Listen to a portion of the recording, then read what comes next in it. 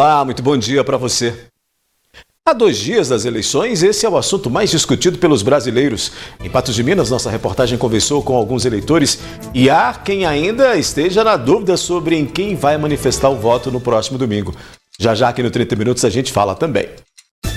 Família de Gilmara ainda busca respostas para entender o brutal assassinato da jovem de 21 anos. Longa fila de espera obriga Detran de Patos de Minas a fazer mutirão para atender candidatos que tentam tirar CNH. Tem as notícias do futebol e do tempo. O 30 Minutos desta sexta-feira, 28 de outubro, começa agora.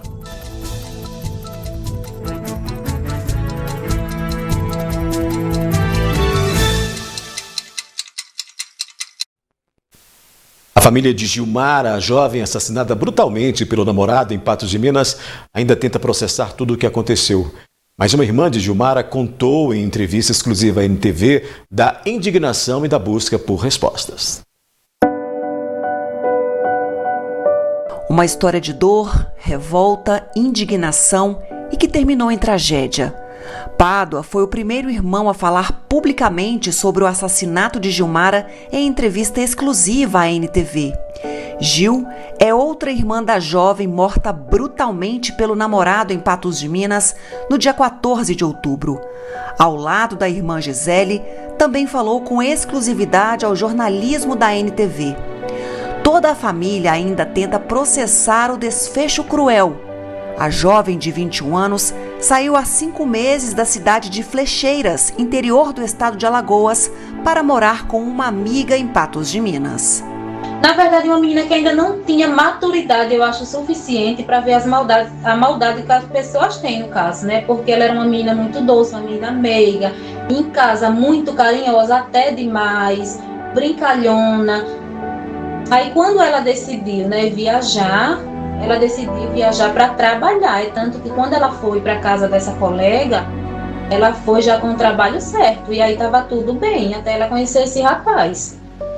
Gilmara se relacionou com Diego Rezende por cerca de 3 meses. A família que mora no interior de Alagoas soube que eles estavam juntos poucas semanas antes do crime, por meio de uma amiga. Mas Gil não sabia os detalhes do relacionamento doentio. Uma certa vez ela ligou para mim e aí me perguntou assim: Gil, você tá sabendo que a Gilmara tá namorando? Eu disse: não. Tá sabendo também que ela perdeu o emprego? Eu falei: não. Ela disse: pois é, ela tá namorando com um rapaz aqui e ele é todo errado. Ele é envolvido com drogas, pelo que eu já sei. E se você puder dar uns conselhos a ela, você e a sua família, é bom você dar uns conselhos, porque ele é muito errado. Até então ela só tinha falado isso, mas o noção do quanto errado ele era, em nenhum momento ela falou. Essa amiga sabia, por conta que ela tinha ligado para Gilmara. A Gilmara estava nua porque ele tinha deixado ela sem roupa e tinha soltado 2 pitbull na área de casa para que ela não pudesse sair. E quando essa amiga dela ligou, ela falou que não podia sair porque tinha 2 pitbull e que ele tinha deixado ela sem roupa para que ela não saísse. Aí, a nenhum momento, a gente nunca soube disso. Já ficou sabendo por informações de pessoas que entraram em contato e falaram que essa amiga sabia disso. E que se ela soubesse, ela pelo menos poderia, né, ter ido numa delegacia, ter feito alguma intervenção para que isso não chegasse a acontecer com a minha irmã. Ou até mesmo falasse com a gente: olha, Gil, tá se passando isso, a sua irmã tá assim. Que eu tenho certeza que aqui a gente dava um jeito de ir buscar ela. O celular dela, era ele que respondia as mensagens, que ela não respondia mais. E a única coisa que ela falava quando a gente mandava mensagem para ela, perguntando como ela estava, se estava tudo bem, porque ela já não falava mais com a gente praticamente. E aí, quando a gente mandava mensagem, a única coisa que ela falava era que estava tudo bem. Ela só falava isso: não, tá tudo bem. A família ainda tenta entender tudo o que aconteceu. Muitas perguntas ainda estão sem respostas. A amiga de Gilmara teria saído de Patos de Minas por medo e interrompido o contato com os familiares. Essa amiga também comentou que ela estava usando junto com ele. Ela foi influenciada por ele, porque a minha irmã não tinha envolvimento nenhum com drogas. Nada dessa vida aí que ela estava levando, não. Gil contou que estranhou o fato de Gilmara ter aceitado a proposta de Diego de fazer homenagem, de ter que se relacionar com outro homem junto com o namorado. Ficou surpresa ainda que a irmã estaria envolvida com drogas.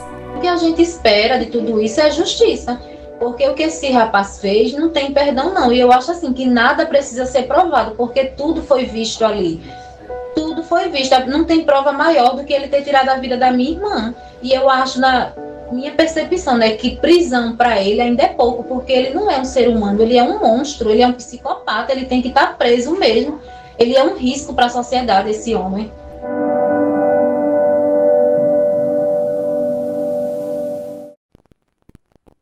A seguir aqui no 30 Minutos, longa fila de espera obriga Detran em Patos de Minas a fazer mutirão para atender candidatos que tentam tirar a CNH.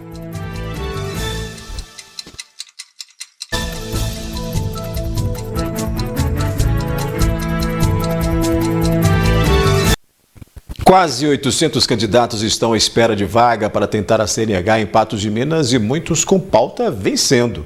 O problema é que o número de exames disponibilizado pelo Detran é bem menor e a fila só aumenta. Faltam examinadores, por isso o mutirão deve ser realizado na cidade. A principal reclamação para quem deseja tirar a primeira carta de habilitação é com relação à demora para a marcação dos exames. De acordo com o diretor do Sindicato das Autoescolas de Patos de Minas, os 15 centros de formação de condutores de Patos de Minas enfrentam dificuldade com o pouco número de vagas para exame. Nós temos pauta dos alunos vencendo dia 31 de dezembro desse ano, aqueles alunos que tiveram início de processos de habilitação a período de 2017 e que até hoje não terminaram o seu processo. Então nós temos um acúmulo muito grande de alunos, de uma demanda grande para fazer exame. Para se ter uma ideia da grande fila para exames, hoje, dos 16 examinadores, 12 são aptos para trabalharem nas bancas. Porém, o pouquíssimo número de profissionais é responsável por cobrir Patos de Minas e outras 12 cidades da região.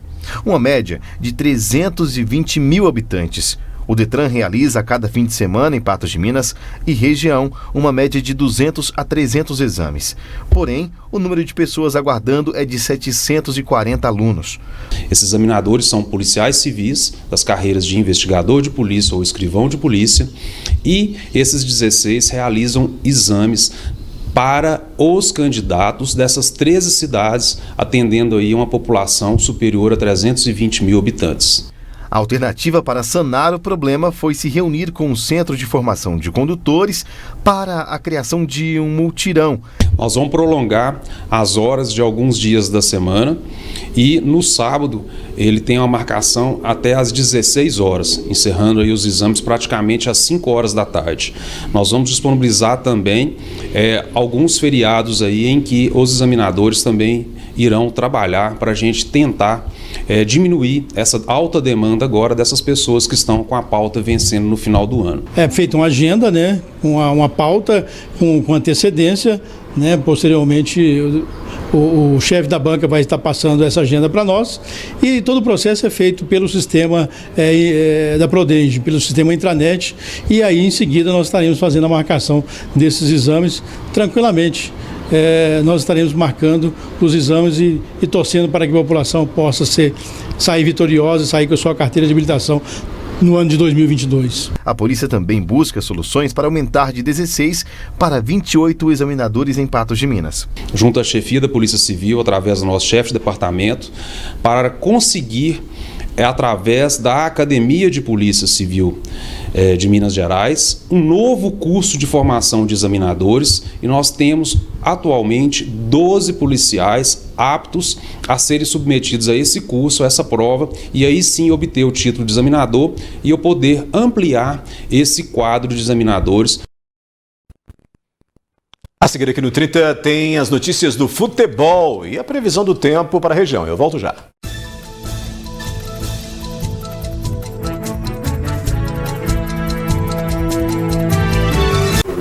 Vamos falar de futebol? Depois de 3 jogos sem vencer, o Atlético cumpriu a obrigação e ganhou com o placar mínimo no Mineirão.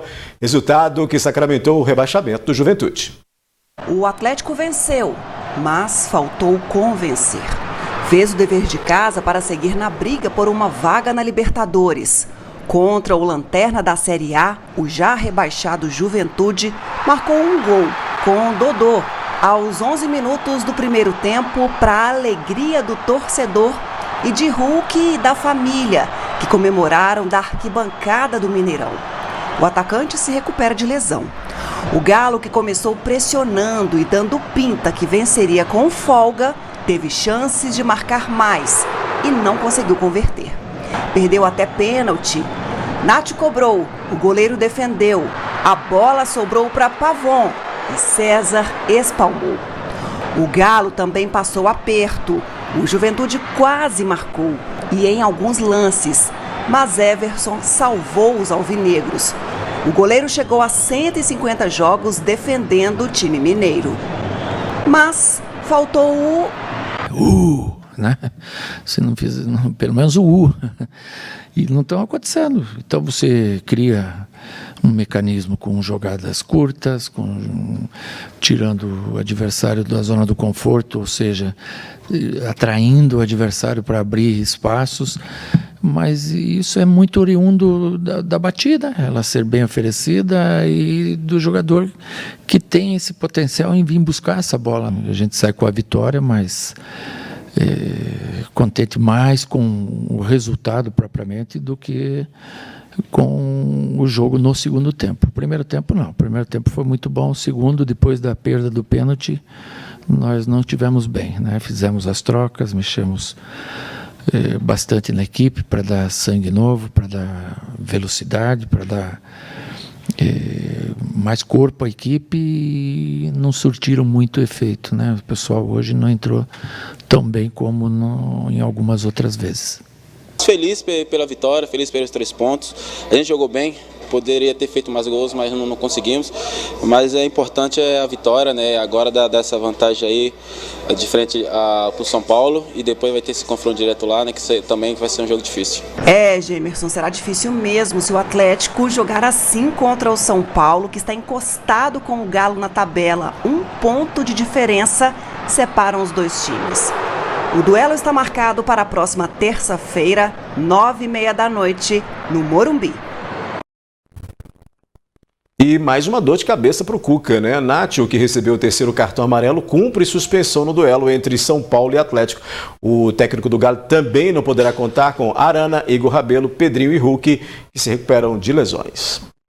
No penúltimo jogo pela Série B, o Cruzeiro goleou o Novo Horizontino na casa do adversário, no estádio Jorge Ismael de Biasi. A equipe celeste venceu por 4-1 e complicou a situação do time paulista, que segue na zona da degola. Depois de 4 partidas sem vencer, a equipe celeste, que jogou com o time alternativo, fez bonito e venceu de virada e de goleada. Logo no início do jogo, o Cruzeiro foi surpreendido pelo Novo Horizontino.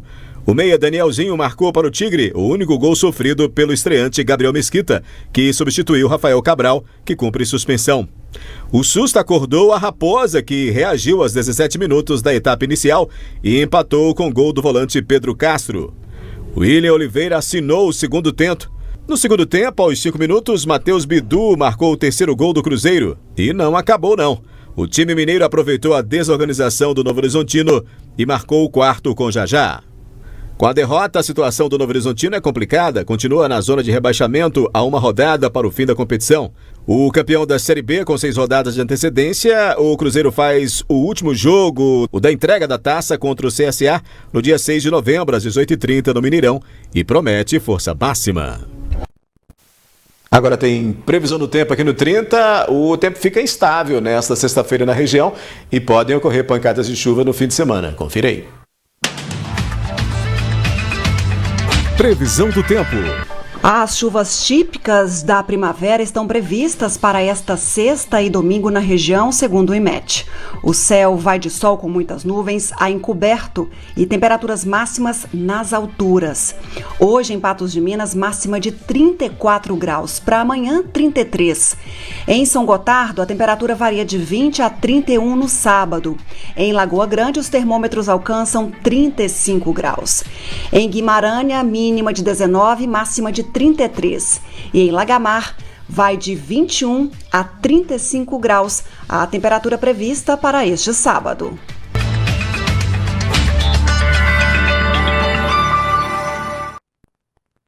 A seguir aqui no 30 Minutos, vamos falar de eleições. Segundo turno divide opiniões em Patos de Minas e tem eleitor que, mesmo há 2 dias do pleito, não escolheu o candidato a presidente.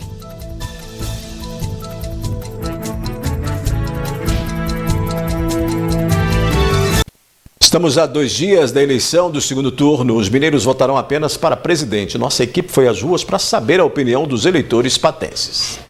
O ex-presidente Luiz Inácio Lula da Silva, do PT, terminou em primeiro lugar no primeiro turno com 48,43% dos votos, o equivalente a 57.259.504 votos.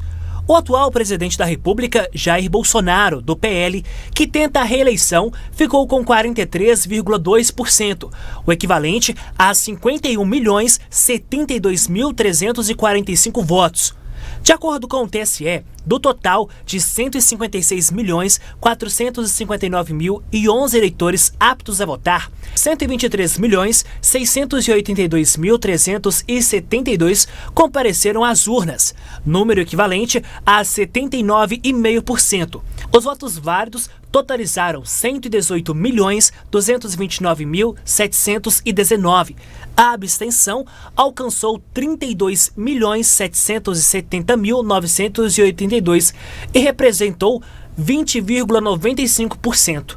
Os votos nulos foram 3.487.874, o que corresponde a 2,82% do total de votos.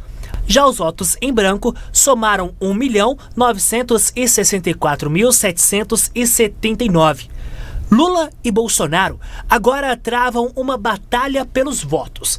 Pelas ruas de Patos de Minas, alguns eleitores manterão o voto do primeiro turno. Já está decidido já. Qualidade de pessoa que tem um perfil de humanismo. Tenho, está definido. É o que eu escolhi, a primeira e a segunda. Já sim. O que pesou para a senhora decidir esse voto? Precisou ver a crise mundial, né? Precisou ver o tempo que nós estamos vivendo, que a gente está passando. Outros mudarão o voto. Eu mudei o voto. Por que mudou o voto? Eu dei vontade. Tá difícil. O primeiro turno eu não estava aqui na cidade. Aí justifiquei, né?